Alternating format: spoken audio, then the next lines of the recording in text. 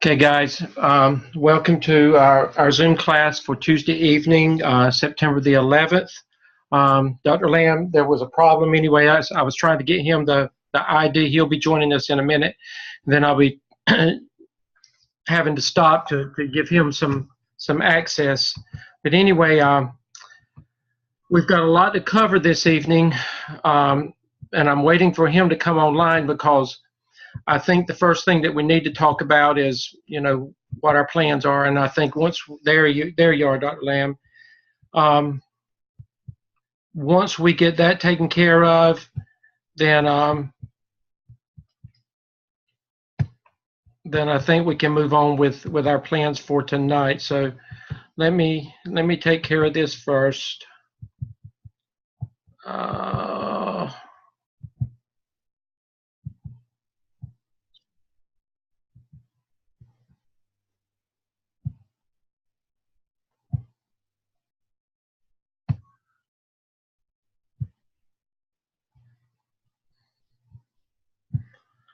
Okay, Dr. Lamb, can you hear me? I can. I can. I just gave you access. If you would go to your C10 shell. I was telling the students that I think our first item of issue tonight, because I know that they're not going to really listen to some of them to a lot of anything else we say until we talk about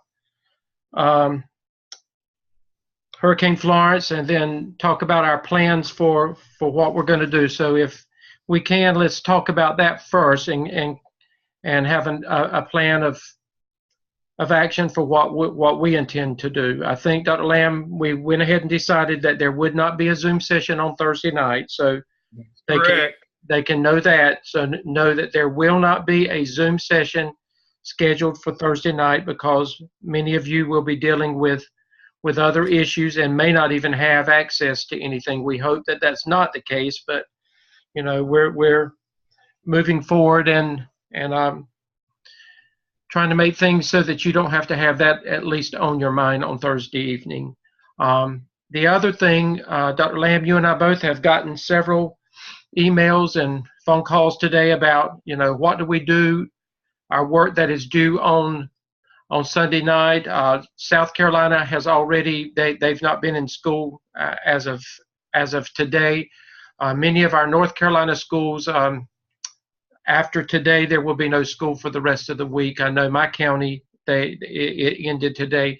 So you cannot meet with a committee if you're not at school. So, we understand that. So with that being said, we're going to work with our current situation and know that, that some things are going to have to come hopefully next week when you come back together with your schools, and we hope that everything's going to be safe and that you're going to be able to do that. But we'll revisit it next week, but we're going to work under the premise that, that you're going to be back in your schools on Monday, and that you're going to be able to move forward. It only means that you're going to have to work a little bit harder, when you get back, because, you can't get behind in this process. But we are going to work with you, and we know that different ones of you are going to have to work with different teams as you can when you get back next week. So with that in mind, Dr. Lamb and I are going to be flexible to the point that you communicate with us, and we'll work with whatever your situation is. That means that some of you may have work that you can go ahead and submit to us, and if you do, then by all means, go ahead and get it to us. We can go ahead and look at that. If you can't, then, it may be that, that Monday evening, Tuesday, that you can get it to us. Get it to us when you can. And in the process of that, just know that, that you need to go ahead and move forward with whatever you've got to do with task 3, and we're going to talk about that as well. So, we're just going to have to play it day by day and kind of see where you are with things, and it's going to be a case-by-case situation based on the impact of what the storm does in your individual situation. So know that we are aware of this and that we are going to work with you concerning whatever your situation is. Dr. Lamb, anything else that you'd like to say about the storm situation? We'll just make, what is it? Someone should do what, Sunday night? Yes, sir. We'll just make them do Wednesday night right now. Okay. And then we'll go from there. We'll move it back. What's that? 1, 2. We'll move it back 3 nights. Okay. Nobody more than 3 days to school this week. And then Right. we miss 2 days next week. We'll move it back accordingly. But we'll just move it back to Wednesday. Okay. And you know, with that being said, and we'll talk about that as well. There are a lot of things that you can move forward and do without your committee. So we want you to work smart, and you know, this is an opportunity, because you can't do a whole lot else. So this is an opportunity, to get some other things done, while you're not in school, and build around what you can do. Don't let what you can do hinder what you can't do. So work with that. Dr. Lamb, would you like to make any comments at this point concerning the work that has come in so far with task 1? I'm going to make some comments, but I didn't know if you had any initial comments, that anything that you would like to say concerning the work that's coming in so far. Just use your template. We have people who are struggling with the template. We can't make it any simpler. No, we've given you the template, and we've given you, Dr. Lamb graciously gave you a completed example. And, let me remind you again, follow the template exactly as it is. Now, and I have reflected on work from all 4 classes, even in Dr. Lamb's class, because he has access to mine, I have access to his. So it's going to be a back and forth thing. So you're going to get comments from both of us, because both of us work together. But when you go back, let's look at task 1 again very quickly. Very quickly. Remember, we said that you begin with your school profile. The school profile is it's the story of your school. Tell us about your school, 2 or 3 pages. Tell us about your school. What does your school look like? What is the history of your school? What is unique about your school? I'm going to tell you, just a little small paragraph really doesn't tell me a whole lot about your school.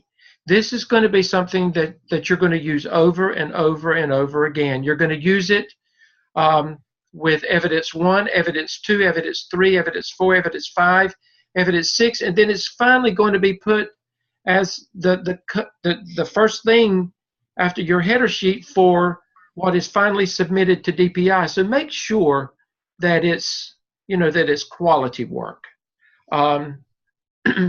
Again, you've got to follow the writing style when you do that.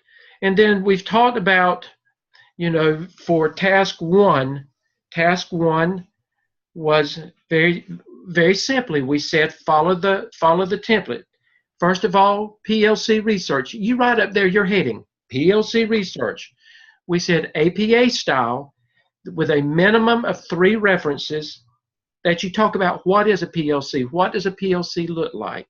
We gave you information that you could use. We said, DeFore information, but also Dr. Lamb clearly pointed out last week that it doesn't, we want you to mention DeFore, but there's some more current research that you could use as well. The main thing to do is to make sure that it is it's like a mini research paper on what is a PLC, and then make sure that you are following APA writing styles. Then the next section, you're going to write your heading, PLC selection. Who's going to be on your PLC committee? And again, we pointed out last week that you identify who they are, you identify why you picked who you picked, what's special about those people. You list them in a chart form, but you're going to write a narrative, a brief narrative. What is special about your committee? What is unique about it? Why did you pick who you picked. Why should they serve on your committee? Then the next thing, you should have had already your first PLC meeting at a minimum. And in that meeting, you were to establish yourself as the leader. You were to talk about norms, values. What is your PLC going to look like? What is the process going to look like? Why are you doing what you're doing? Why have you asked them to be on your team? You're setting the tone for what this committee is going to help you do over the next 3 semesters. And then after that, there would be a reference section, and you've seen this, APA style reference section. And then after that, there should be an appendices, and an appendices should have at a minimum minutes of your PLC agenda. And that would be at all meetings. You're always going to have an appendices, and you're going to always have an agenda and minutes at your meeting. And in this one, in your first one, we said that you should include your written permission to your principal to conduct your PLC, and we asked for an affirmative response back. At a minimum, those 3 artifacts should be included in your appendices section. And then once that is done, and it is done correctly according to APA, and there are not a lot of errors in there, then we're going to tell you, good work, move on to the next task. So that's pretty much all you have to do with task 1, and most of you are at that place. If you're not there, then you need to get there, and you need to get there pretty quickly. Which brings us, Dr. Lamb, to look at no, I want you to go into Task 2. Just task keep going. 2, yes, Leah. Task 2, yes.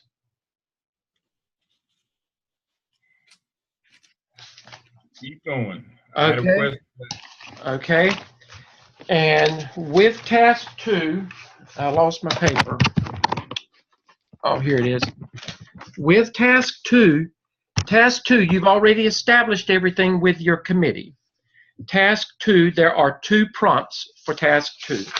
And again, follow the template as we have asked you to do. Follow the template.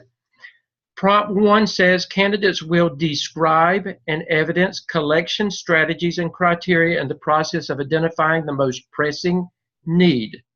Remember, we told you that you had to meet with your administration. You had to talk with them about, based on test scores, what is something that this candidate and the committee can do to help make a difference in student achievement at this school. And so you've got to identify the most pressing need. The candidate will lead a collaborative meeting where data is analyzed and discussed, concluding with agreement in a specific need. The video of the meeting is optional. Again, if you look under prompt 1, there are 4 bold-faced areas. Number 1 says data collection strategies. You're going to write the word data collection strategies, and guess what? You're going to narratively talk about what are the strategies that you're going to use to collect data for, as you look at identifying the most pressing need at your school. What are the strategies? Where are you going to get it from? You're going to talk about it. Write exactly what you're going to do there. Then the second thing, criteria and process for identifying the most pressing need. Okay, what you're going to talk about, how are you going to come about identifying what the most pressing need is that you're going to be working with this PLC to make a difference in student achievement at your school. Again, this is narrative work. The third thing you're going to do, you're going to collaborate with your team, collaborative data analysis. You're going to sit down, you're going to tear it apart. You're going to just break it apart.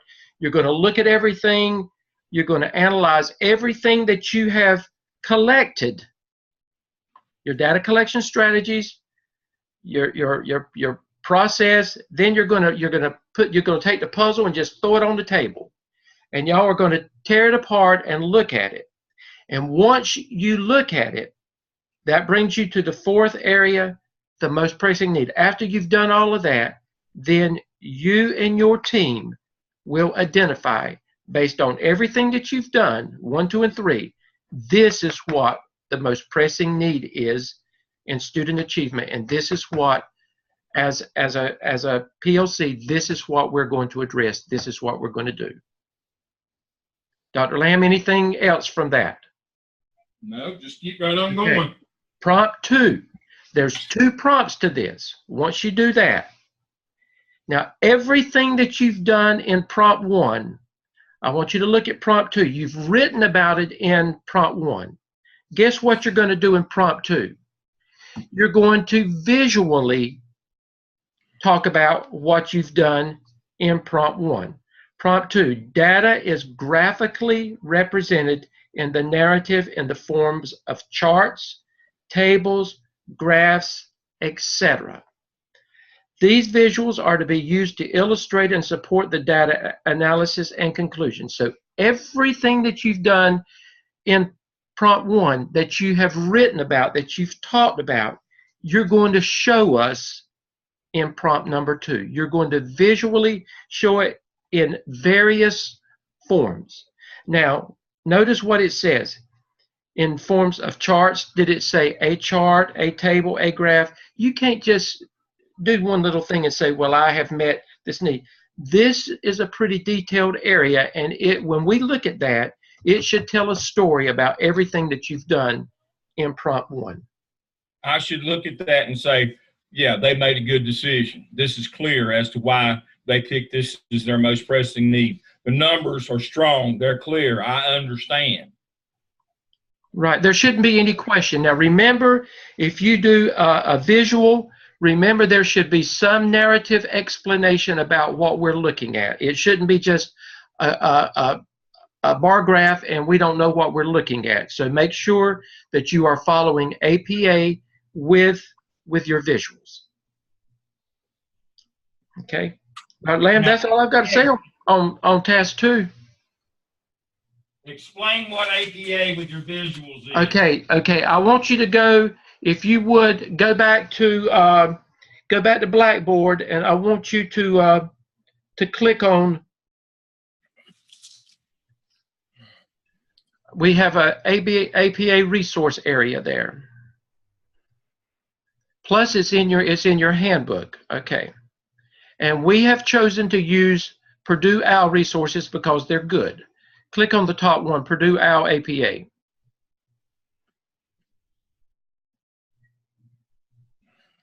If you'll scroll down. Okay, look, okay, stop there. Okay, I want you to look along the left side. Come back up, Dr. Lamb, a little bit.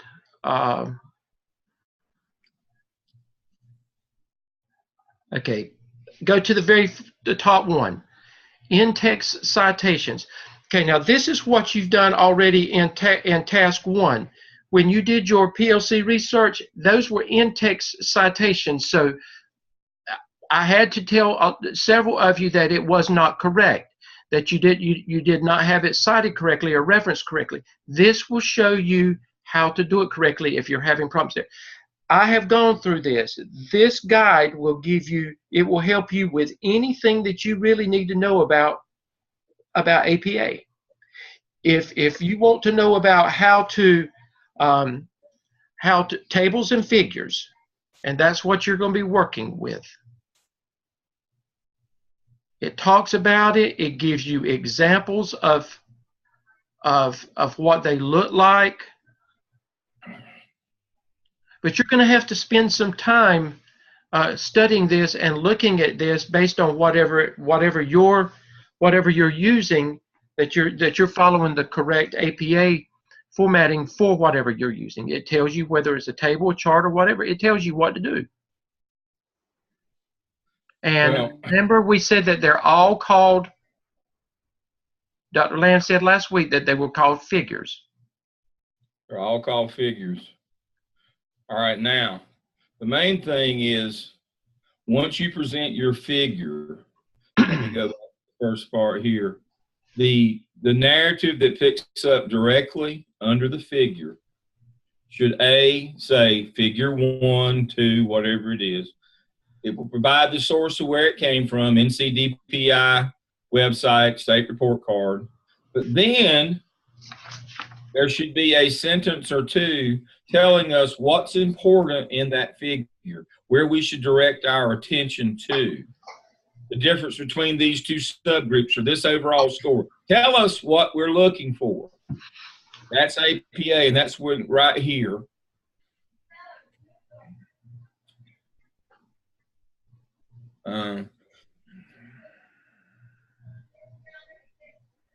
Right here. These are notes underneath. You've got a narrative underneath your table here. It can go underneath. It doesn't have to be a part of the box itself in your figure. It can go underneath it. This is notes in tables. Tables from others. I would prefer to see notes after the table where you just write in the narrative, where you don't have to try to put them in the narrative. But you got to tell us what's important. That's what they're telling you right here. Table 1, where it came from, why it's important. You got to label it. Table 1. I prefer it at the bottom. Table 1, where it came from, why it's important. Why are you showing us this? And Dr. Lamb, also in the back of your handbook, your Mail's handbook, there's information there, basic information about APA, and also in your course syllabus, there is basic information. The same information is there about APA. So, but and pretty much, you know, you're going to have to spend some time looking at this and studying it. If it's new to you, or if you haven't done it in a while, you're going to have to spend some time to make sure that it's done correctly. All right. Dr. Lamb, one of the things that while we're addressing this, let me answer some of these questions. Okay, go ahead. Go ahead. For the written permission from our administrator or their form. No, it's called email. Just email them and have them email you back. Right. And all you need is a picture of that or a copy of that. Does the agenda have to be filled in? Yes. It has to be real.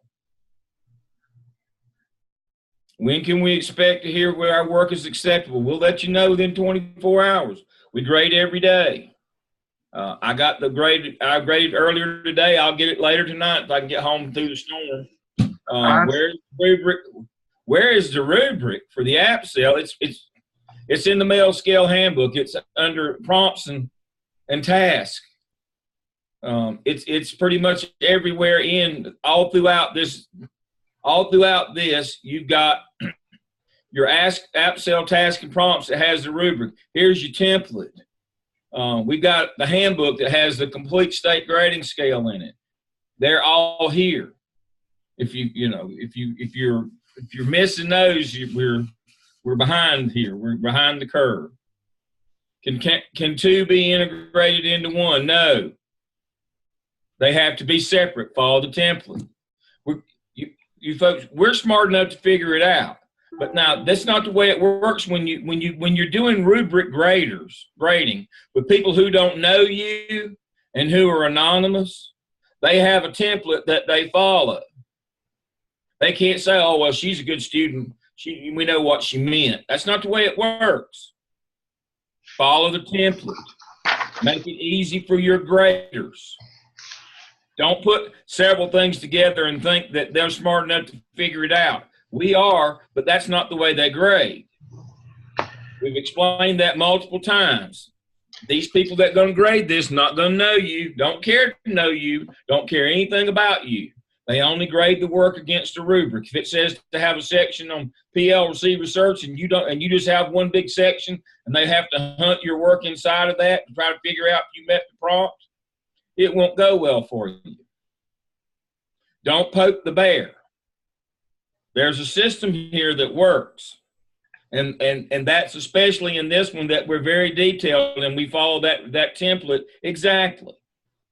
And you'll be fine. Now, you'll learn to get better and quicker and you'll get more leeway as we go through here. But on this first one, you know, if you can't listen, you can feel. That's what my football coach used to tell me. You know, he also told me, don't think. That's not what we hired you for. Follow the directions. Get through this first one following the directions. Make it look like the template that I gave you. Make it look like the example that I gave you. You know, that now's not the time to get exotic.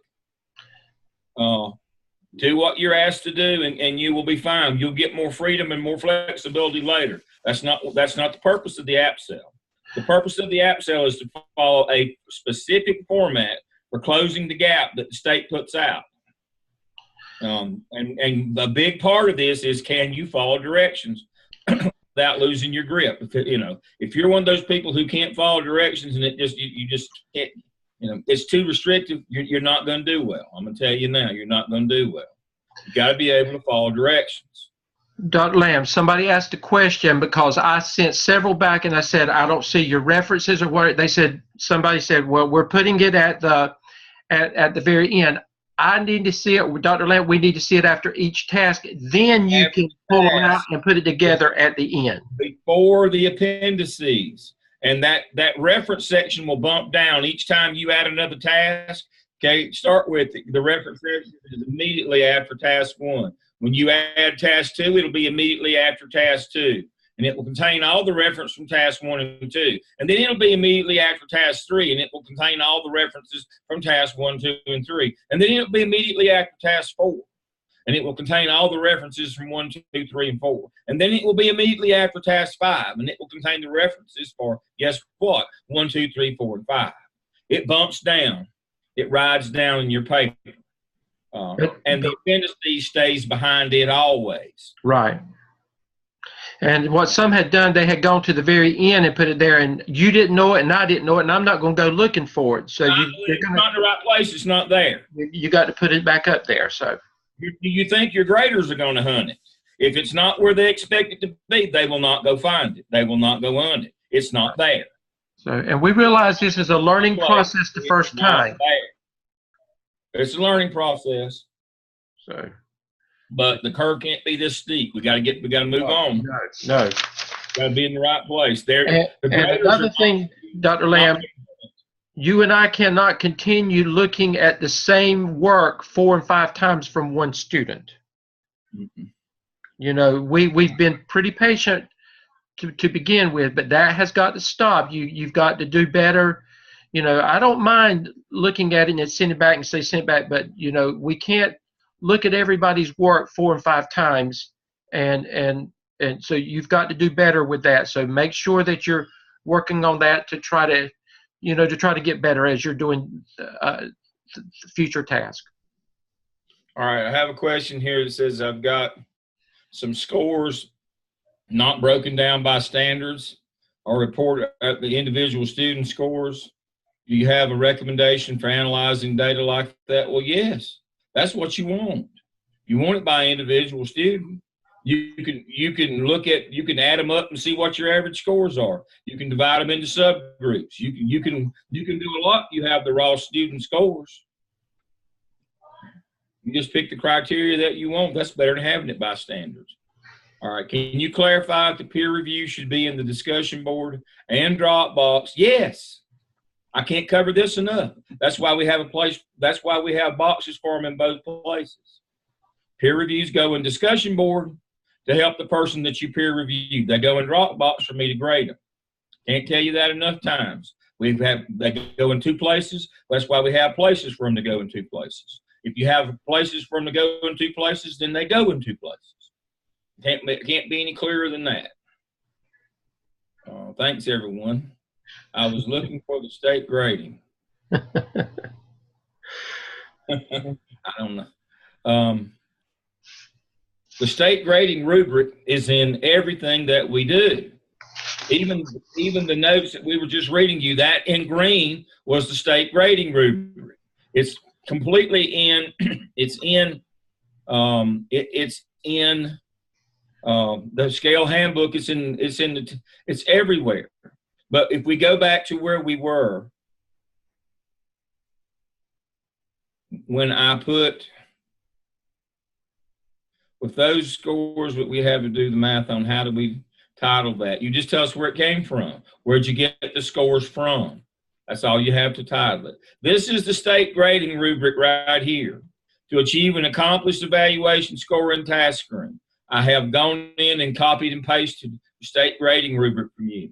This is what you're aiming for right here. Now, if you want to see the full thing, you can go back to our syllabus. It's in there.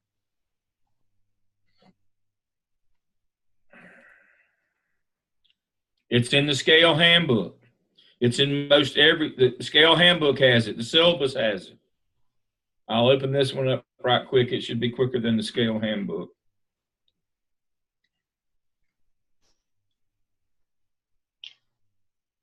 Mm-hmm.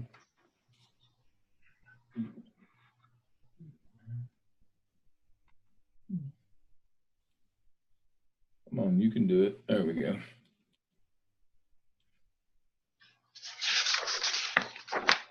This is it right here.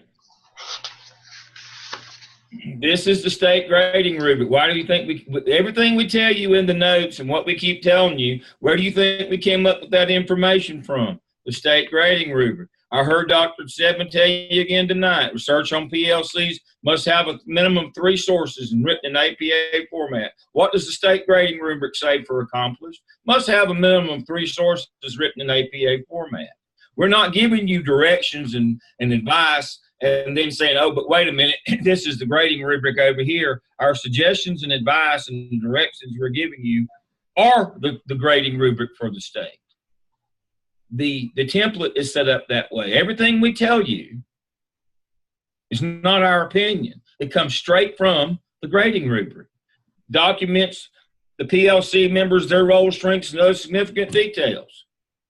How many times have we told you that? The candidate leads the PLC in a meeting to discuss the vision, purpose. The candidate uses basic technology to communicate with other members of the PLC.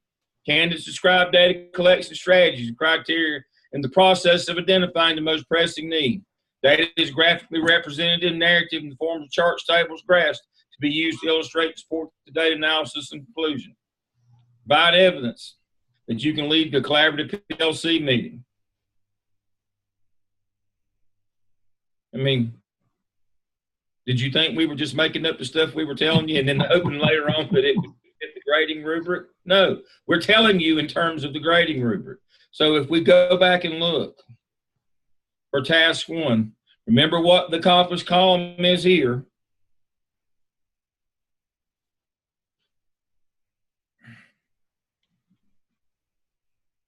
Okay. Just a second here. That not look like the same thing that we keep telling you over and over again? Right there, the notes. That is the same thing.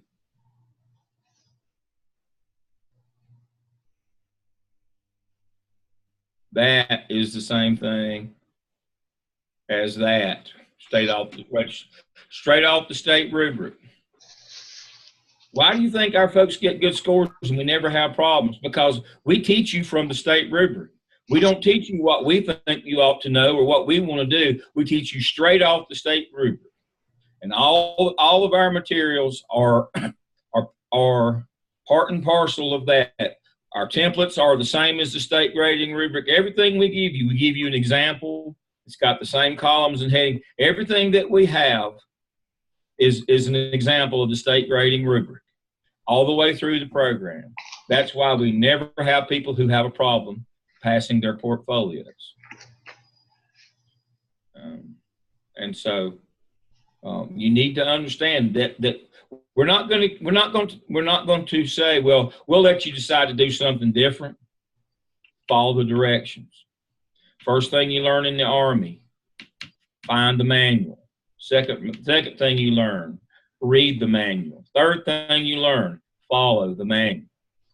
Same way, find the manual, read the manual, follow the manual. This is the state manual. Read it, follow it.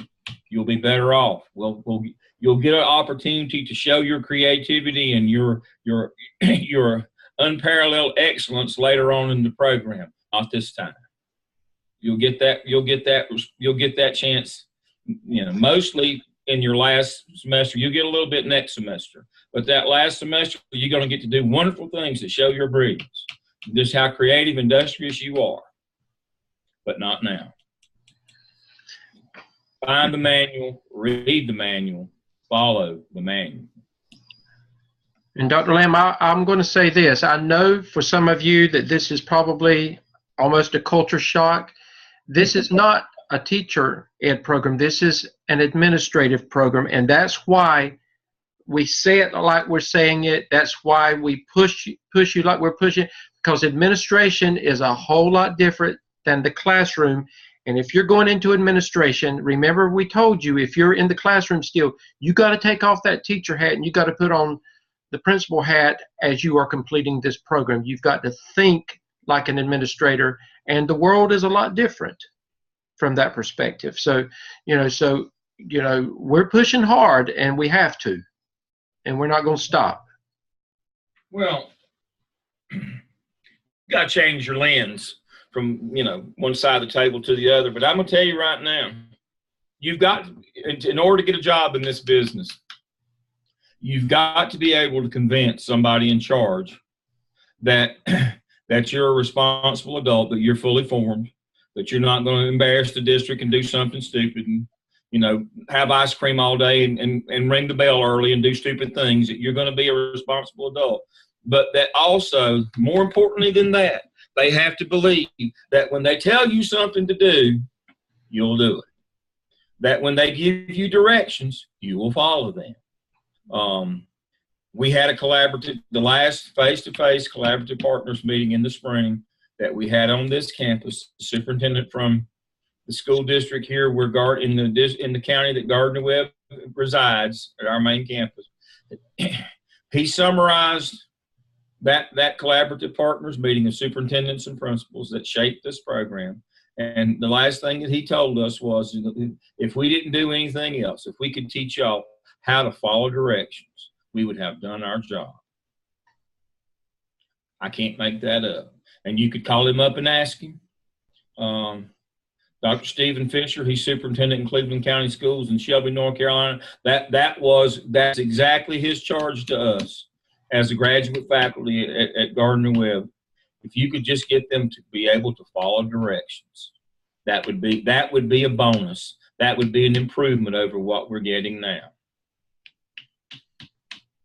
That's why, and that's a goal of ours. It is, and that is a goal of ours.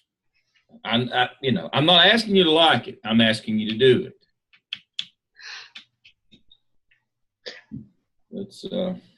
It's an exercise in self-discipline. It's exactly what it is. Dr. Lamb, I would encourage you, while you have these next few days where you can't do a whole lot of outside stuff, I would encourage you to even go ahead and begin looking into Task 3, and you can go ahead and start filling in the blanks with things that you can do. There's things you can go ahead and do with Task 3, and prepare the way even for the others. Right, your literature review, and it leads in, and that's how you introduce your annotated bibliography. Now, I'm not going to tell this again. If I get one, every paper that I get that starts with the annotated bibliography, I'm not reading it. I'm sending it back. It starts with the literature review that leads you into your annotated bibliography. You folks have graduate degrees. You're supposed to know that. This is an add-on licensure. Everybody has at least a master's degree. Some of you have doctorates. You're supposed to know that. And we'll talk about Task 3 more next week, but you know enough already that you can go ahead and working on this. Start working on something. Dr. Lamb, go back to Blackboard, and I want you to go to click on the APA resources, and I want to show them that we've provided a resource in there even for the annotated bibliographies. Mm-hmm. It tells you exactly what, if you don't know what they are, what they should look. It gives you examples, annotate under a whole section on that. Examples of things to follow. So there's a good resource there. Yeah, and again, don't start it with this. Start it with the literature review that leads into this, that tells us what you're reviewing and why you're reviewing it. Don't just start with the articles. I don't know. Your reader, the grader, doesn't know why you're doing what you're doing. Do your literature, you know how to do an introduction to a literature review. This was our most pressing need. It was math scores. We looked at different math, we looked at teaching strategies, we looked at math programs. These are the things that we looked at because this was our most pressing need. Here are the things that were relevant to us. Here are the 6 best ones. And they can be how to teach math better or a program on teaching math differently. It can be anything in that gamut. But you got to tell us why we're seeing these 6 annotated bibliographies. Don't just throw them up there. It's just like you never start a section with a chart or a graph or a table. You always introduce it and then tell us what it is. Same way with an annotated bibliography. You introduce it with a literature review always. So we'll know why you picked these things. What was your rationale for the 6 that you picked? Again, I'm going to only send them back if it starts with just an annotated bibliography and doesn't tell me anything about why you picked what you picked. It'll go right back. All the directions. Dr. Lamb, while we're talking about, because some of them will move on with task 3, I know they will because there's some of them are far enough along that they'll be able to. And with that, it also asks you to look at. Okay, it'll tell you. I'm trying to find candidates. Would they tell the PLC created? Blah, blah, blah, blah, blah, blah. Okay, in prompt 2, it says that candidates will detail how the PLC created and used multiple graphic organizers and visuals such as charts, graphs, blah, blah, blah, and embed them in the narrative to demonstrate how the PLC projects that the chosen best practice strategy.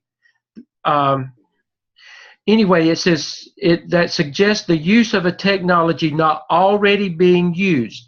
Now, many of your schools, you already, and I'll use this as an example.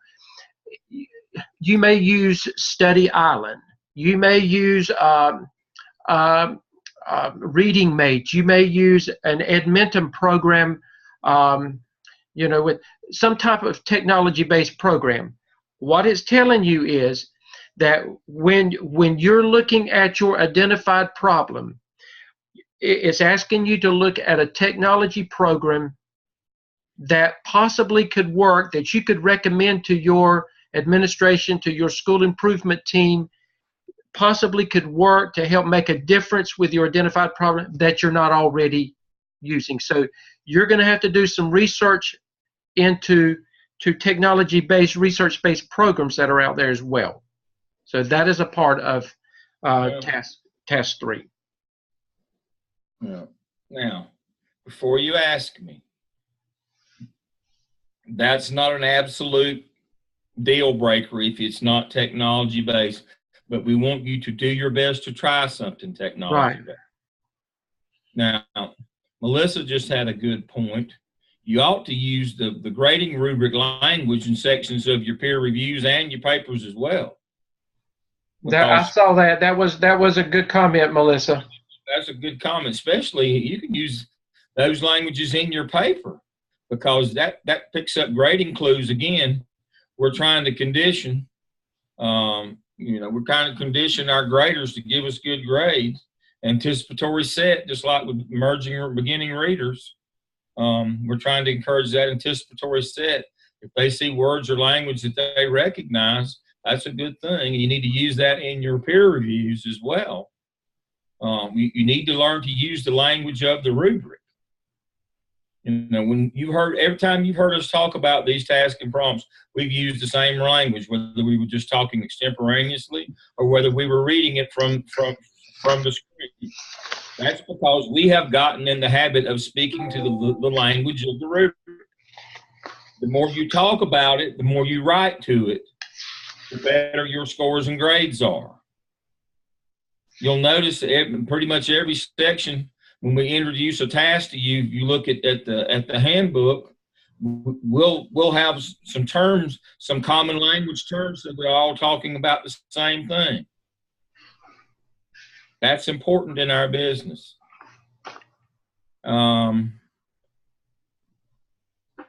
Yeah. Marquita, that's a yes. That's a good idea. Yeah. Don't reinvent the wheel. Yeah, because they just started that. Yes. Yeah, you can get in on the ground floor. Let's see where we are here. What I wanted to find something here. If we went over here, don't do that. If we went over here, let's see. Let me find what I'm looking for. There we go. Right here. You will notice, let me get this out of the way here for me. You will notice that right before we tell you, what are examples of things that could be artifacts, but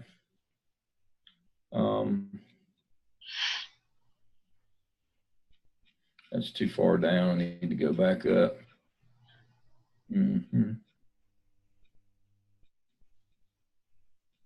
Here we go.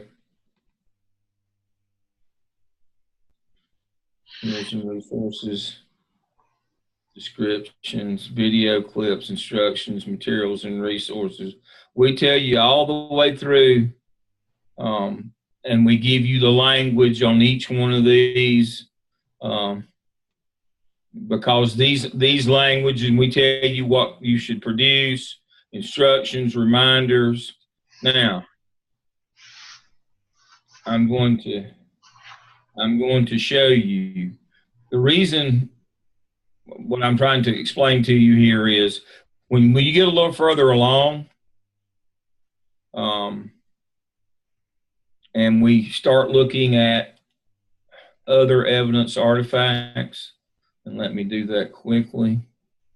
We don't have to do it in this one, hopefully. That I did not include a section in this one with common language, but when you get a little further along, let me open this. This language that we're talking about is so important that I will even start identifying for you certain things in language that you need, certain terms that you need to become more familiar with for the purpose of including them in your narrative. So let's look right here at one a little bit later. When I get to the red. Dr. Lamb, while you're looking at that, if those of you just remember that if your CC1 person was scheduled to see you after today, that probably will not happen until next week. Yeah, after next week, that's a good idea. So, definition of important terms, elements, or concepts. You already know all the terms that we're using in the app cell. But even later on, when we get to the OMA next semester, look, I've got some terms here. And what my intent is that you should be writing with these terms. You should be using the language of the rubric. It's the same thing in the app cell. I didn't define them for you because I thought you already knew what PLC was and most pressing need and some of those things. Now, these are a little more complex terms here.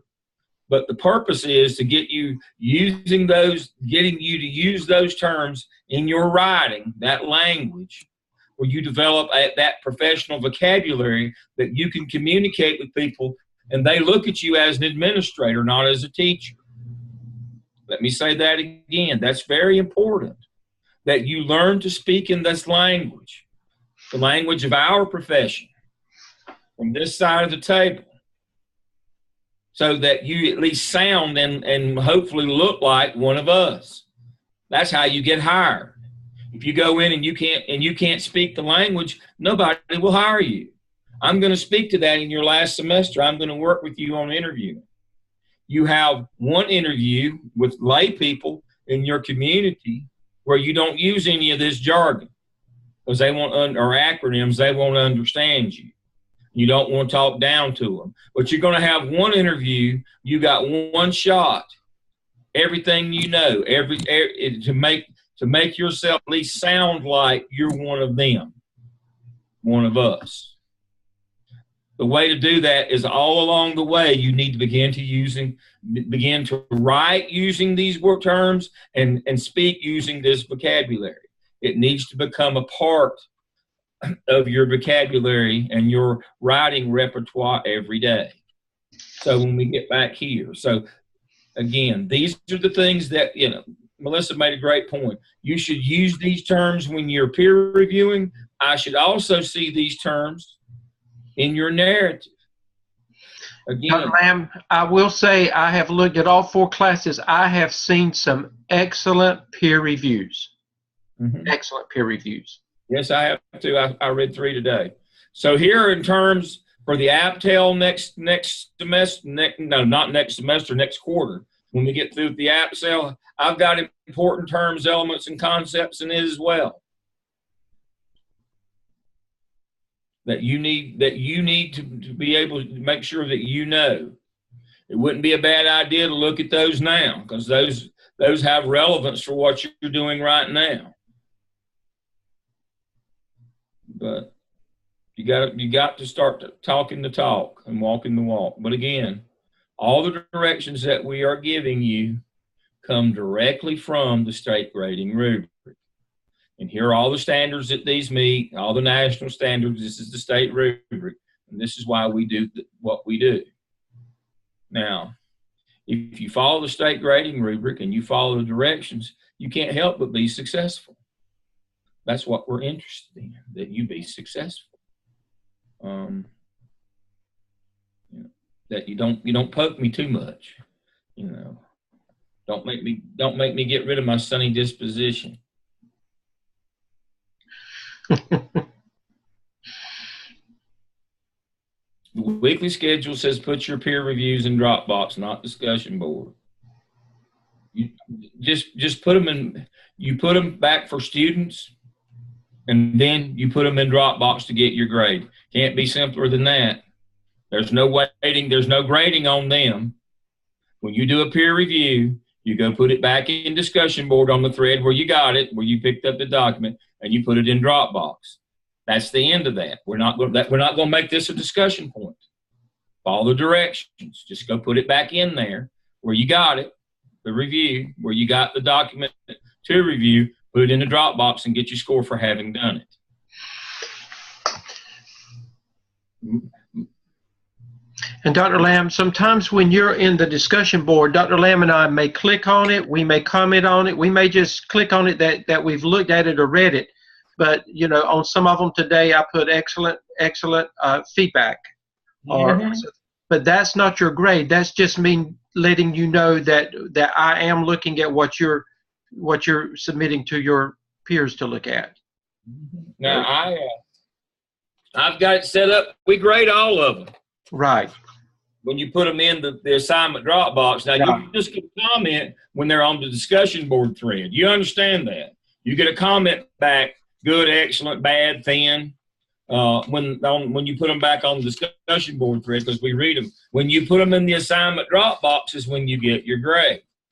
So if you only put them in one place, if you only put them on discussion board, you won't get your grade. You got to put them in Dropbox for your grade.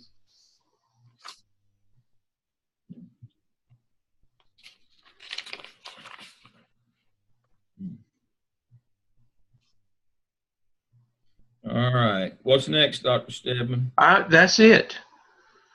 Well, do you have anything that you need to say? We're not ready for any task stream stuff yet. No, just get your work done. Follow the directions. Don't aggravate me any more than you have to. And listen, guys, if you do, I know, like I said, if you're all going to be at different places based on what you can do based on your schools being closed when they come back.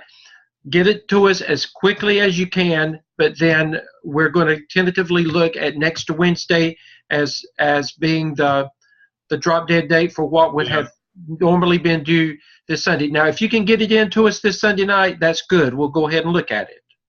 But then if you can't, then, we're time before Wednesday, but get in when you can.